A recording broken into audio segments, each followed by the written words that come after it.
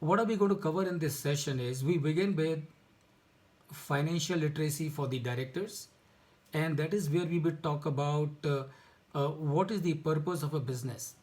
Please remember, friends, today the whole world is talking about corporate governance, sustainability, ESG, and so many other things. BRSR, responsible business conduct. Now, where does all that emanate from? That emanate from two things, and one is purpose of a business, and that is what we will understand as to what is the purpose of a business. At this juncture, let me also tell you once again, as independent director, you have a prime responsibility to ensure sustainability. And when I say, remember, sustainability does not mean sustainability from the perspective of the company. When I say sustainability, it means sustainability of the planet itself.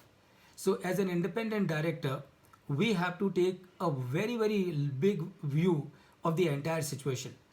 And when you talk in terms of sustainability, there are two things that we need to be aware of.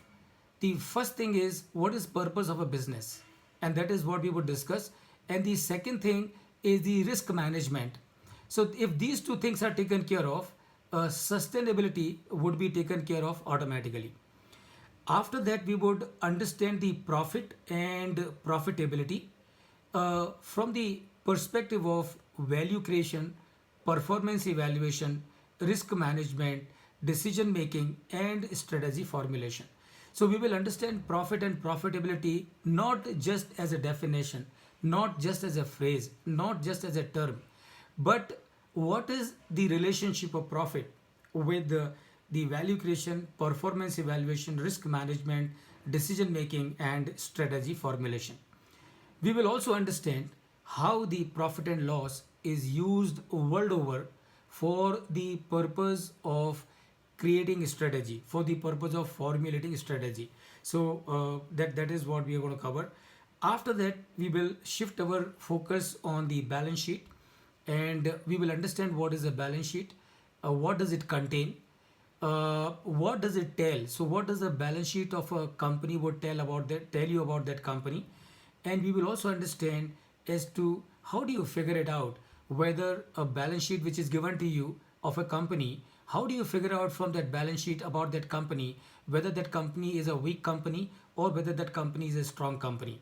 So this is what we would look at as far as the financial literacy is concerned. uh, After that, we will shift our gear to the next part, and that is financial performance, driving financial performance. Remember, as an independent director, that is where our role is. Our role is to make sure that the company through the board functions so efficiently, so effectively, that there is a direct impact on the performance of the company. Remember, friends, as independent director, our role and responsibility is much more than any other director on the board of the company. And why do I say this? I say this because as an independent director, we have to do everything that all the other directors do. But more than that, what we also need to do as an independent director is to ensure that the other board members do their job as expected from them by the stakeholders or by the statute. And therefore, as an independent director, we have much bigger a responsibility than rest of the board member. And for that, we need to understand how to drive the financial performance. And for driving the financial performance, we will be looking at as to how to ascertain profitability, how to figure out as to what kind of financial performance this company is having, how to figure out what kind of liquidity this company is having, how to figure out what is the solvency of this company. Is this company that I am on the board of as an independent director, is this company solvent, or this company is heading towards the insolvency and bankruptcy code and going to the NCLT. That is what we will understand. We also need to understand how to figure out whether the company is using its assets in an efficient manner, or it is not using the assets efficiently.